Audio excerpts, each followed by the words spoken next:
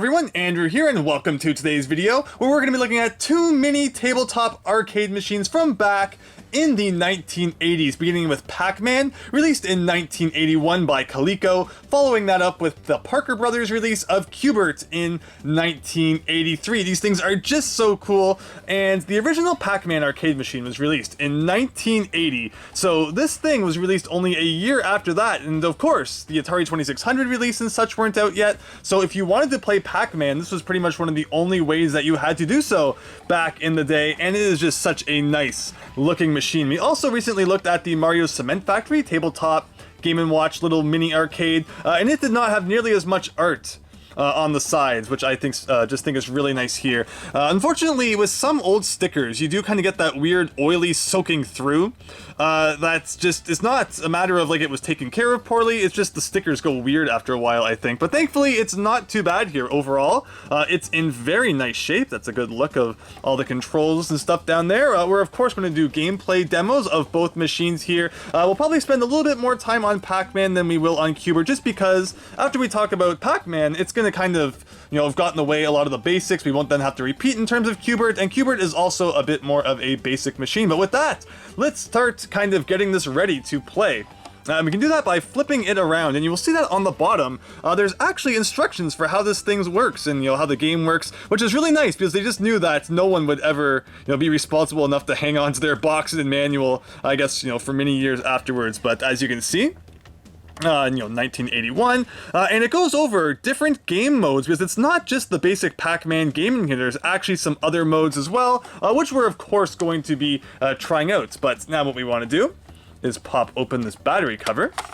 And it's just always awesome to have old electronics like this with the battery covers. It's so easy, you know, to lose this thing, and I don't know how many times you'd see these at like thrift stores and such, and they would be missing the battery cover just because it's so easy to lose it. And what you'll notice is that just like the Mario Cement Factory tabletop Game & Watch, we once again are dealing with C-sized batteries, except this time 4 rather than 2. One thing that Coleco actually did make though was a power adapter of sorts for this arcade machine, except it's not what you're probably expecting. Rather than just having a nice plug that plugs into the back of the machine, you get this thing. And what this is Coleco's Perma Power Substitute C battery. And it's just like, that's crazy. I've never seen a thing like this before. So rather than, you know, putting 4 real C batteries in, you get 4 of these things that go in here instead, and these don't have any sort of acid or juice in them. They're not going to explode if you forget to take them out. They're pretty much just a circuit that it creates that you can then plug into the wall, so you don't have to eat through C batteries while you're playing. So we're just going to put these in here. I'll show you all how it works. You still have to make sure you get the poles correctly, like positive here, of course. So we're gonna do a thing like push that one up and get that one in there. So that's one side, and then this one goes in here. And then lastly, you put this one in here.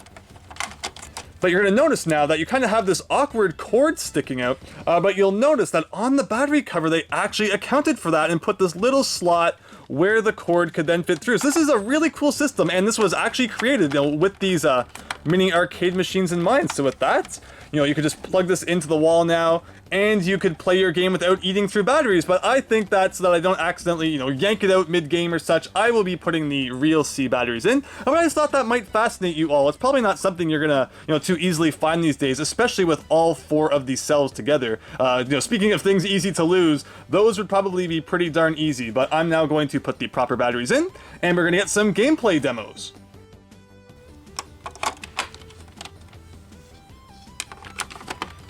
Alright, and just like that, all the batteries are in there, but you'll notice that, like the Game & Watch, it doesn't just turn on instantly. There actually is an on and off switch on this one, which is pretty nice. But of course, no built-in clock or alarm because it is not a Game & Watch. So, once again, going over all the different things down here, you're going to notice that on the left player's control, there are kind of these red arrows, and then there's some names around them. And that determines, once we turn it on, the direction that you press on that stick, which game you play. You have basic Pac-Man, you can just have kind of a demo play, eat and run, which is kind of like a, you know, go out there, grab something, then come back to your base without being caught, and then you can actually play 2-player, which is pretty cool as well. Now this isn't like, you know, double thumbsticks for a single person, so we're going to turn the game on now to skill level 1.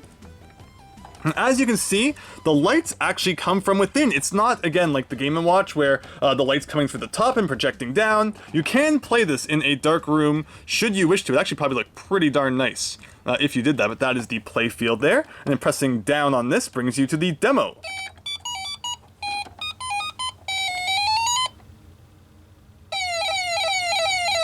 Now, we're going to play this for real in a second.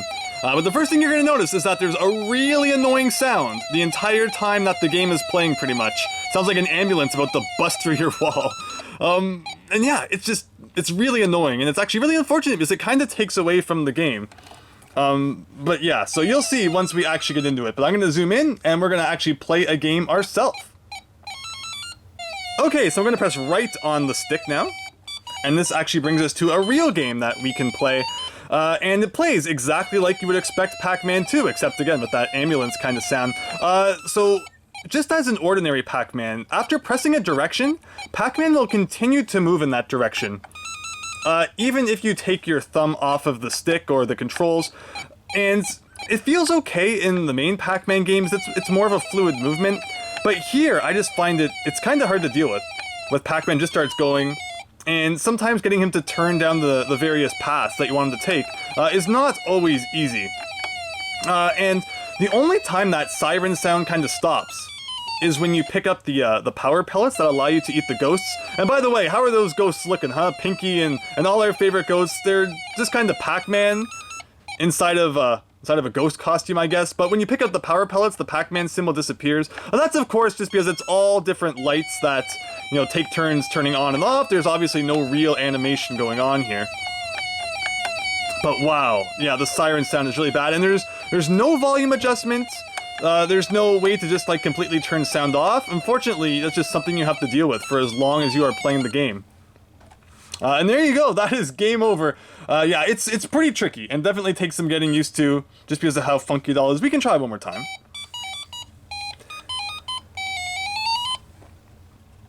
Honestly, though, if you had to ask me, what gives me more of a headache? Playing the Virtual Boy for 15 minutes, or playing this for 15 minutes? I'd honestly have to answer this, just because of how obnoxious it kind of is. You're going to notice with the Q Bert machine that we check out soon, that they're smart, and they actually have an option on it to not have sound. Not that Q Bert is nearly as annoying as this.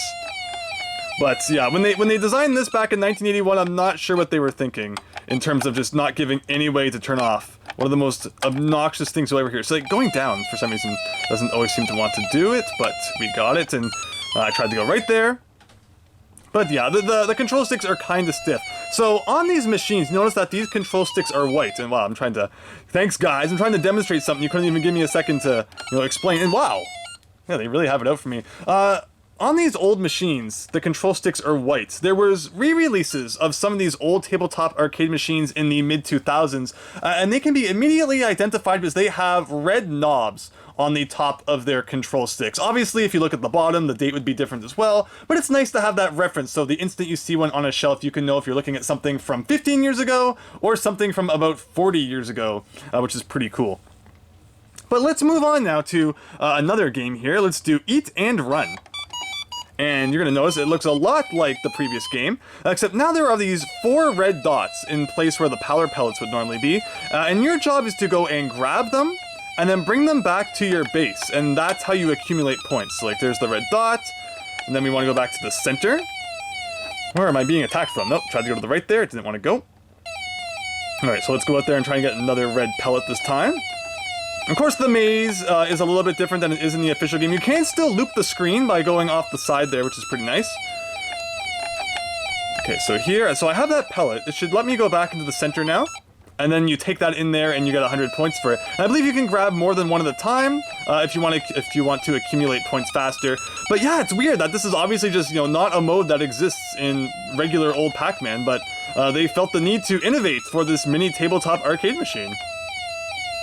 And so let's see, can I get this back now? So the door's open. Where are you attacking from? Something like that. And then the door closes again. Uh-oh.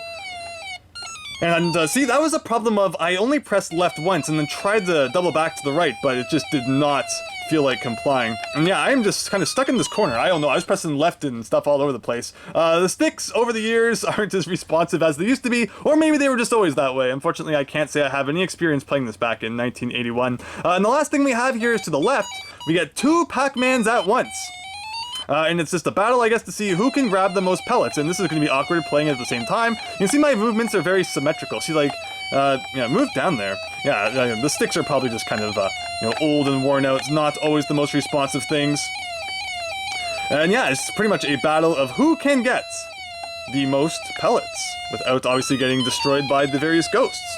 And this would be a lot more fun and easier to demonstrate if I had someone else to, you know, operate the second control and then turning it off. And you can also go to the right if you would like your game to be a little bit more difficult. But that is the Pac-Man arcade machine. Pretty darn awesome, I think, for 1981. Of course, before, you know, you could pretty much grab any video game console imaginable and play some regular old Pac-Man on it. But I hope you enjoyed seeing that, and also hope that you don't have as, you know, too much of a headache after all that. It almost reminds me of the Sonic Tiger Electronics we looked at not too long ago, just with how obnoxious the sound is. Not sure who thought that was a good idea, but now we are going to move on to that Q Bert machine, and we'll compare just what that one is like to this one.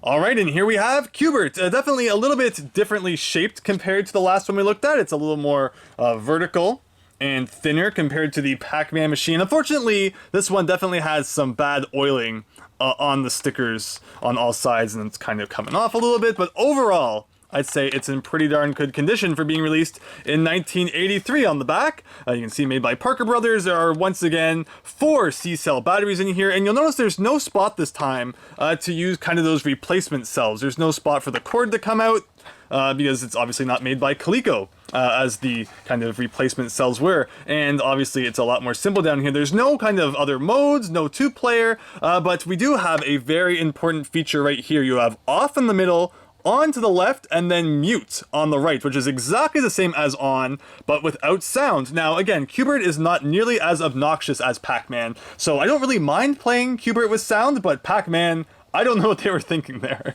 But, you know, the earlier days of video games, I guess people didn't always think those kinds of things through. But let's turn this on. And you notice it turns on and lights up pretty much exactly like Pac-Man did. We're going to zoom in and get some gameplay. Alright, and here we go. It even sounds like a Game & Watch. It sounds a lot like a lot of the Game & Watches we've played. I just love, you know, this old video game technology. It's amazing, you know, what was out there back then compared to now, where everything feels kind of the same. It's like, you know, same kind of screen, same kind of controls, but back then there was just so much mystery and not much standardization. And wow, I went right into that guy. So of course the point of Q Bert is that you have all these blocks stacked up in a pyramid, and the point is to jump on every single one, light them all up, and then move on to the next stage. We're now at 1-2. With, what is that? It's unfortunately a little hard to show you. I got straight on about 130 points there. And of course, you have to avoid the enemies while doing so. And throughout the game, different kinds of enemies will show up. Ones that, you know, will turn the blocks that you've already jumped on back to being untouched. And there's all sorts of cool things. But overall, again, I don't have as much to say about this Q Bert machine as I did the Pac-Man one, which is why I thought it would be fun to include it along with this video. Because they're both, you know, general ideas the same, the technology is the same, and despite the fact they're made by different companies, I thought you'd have fun seeing them both. Alright, let's see, let's not lose on the second level here. And did I miss one? Oh, I did miss one down there. I'm stuck! Oh no! Okay, I can totally get that. There we go. Q Bert's a fun game, man. These old arcade games are so much fun, and I have to admit that, like, these mini arcade machines really do bring that fun home, especially back in the early 80s, when not everyone had a game console and all that. Now, I would be super stoked if I had this.